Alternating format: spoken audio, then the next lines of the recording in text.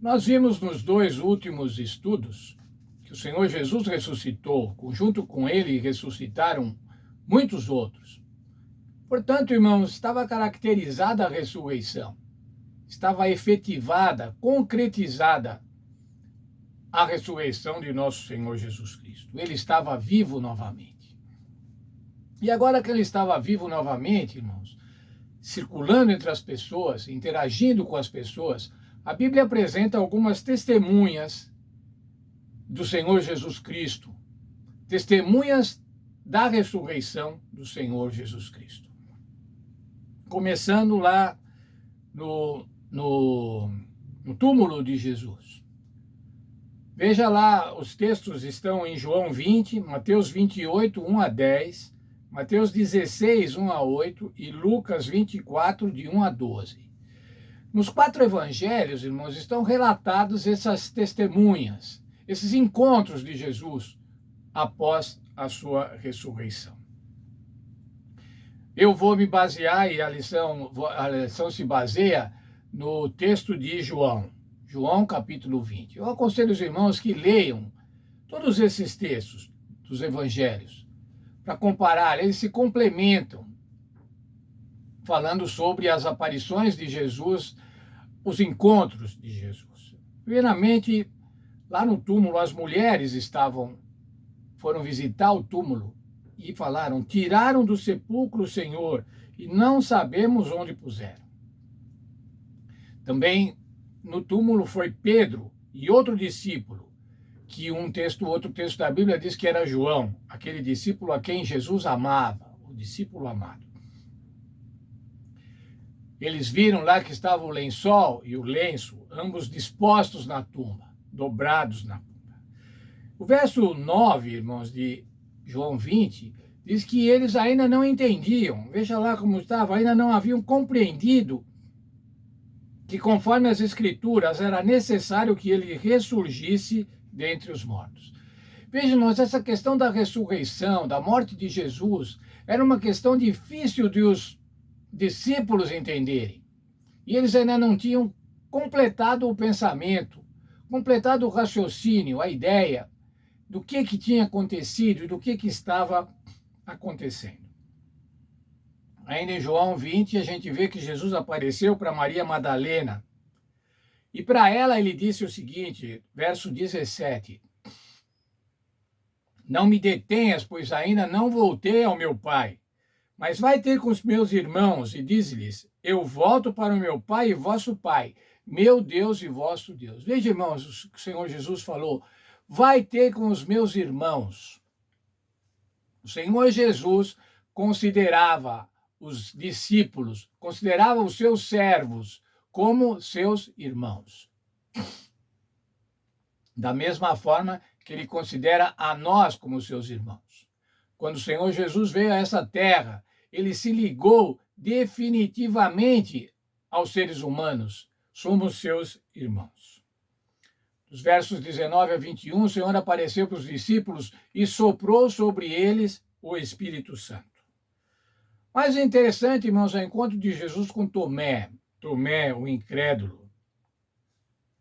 Tomé disse assim: só acredito, os discípulos falaram que Jesus estava vivo, e Tomé falou assim: não acredito, só acredito vendo, mais ainda, não só vendo, eu só acredito se eu tocar nele, se eu colocar o dedo nas suas mãos. Veja lá, o texto é em João 20, verso 27. 8 dias após ele ter declarado que só acreditaria vendo e tocando, portanto, com os dois sentidos, né? Apalpar, ele tinha que apalpar Jesus, ele tinha que ver Jesus. Ele encontrou com Jesus 8 dias após. E Jesus falou assim: põe aqui o teu dedo, vê as minhas mãos. Chega a tua mão e ponha do meu lado. Não sejas incrédulo, mas crente. O Senhor Jesus estava mostrando concretamente: sou eu, está aqui a marca nas minhas mãos. Põe o dedo para ver. Põe a mão aqui do meu lado para ver aonde que eles me feriram. E daí o Senhor Jesus diz para ele um verso que serve para nós, um verso que nos cita.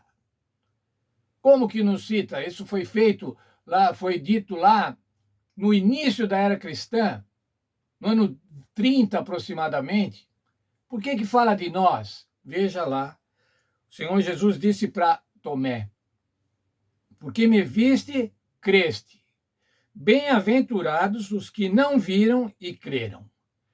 Quem são aqueles que não viram e creram, irmãos? São todos os crentes do Senhor Jesus Cristo que viveram após o Senhor Jesus Cristo.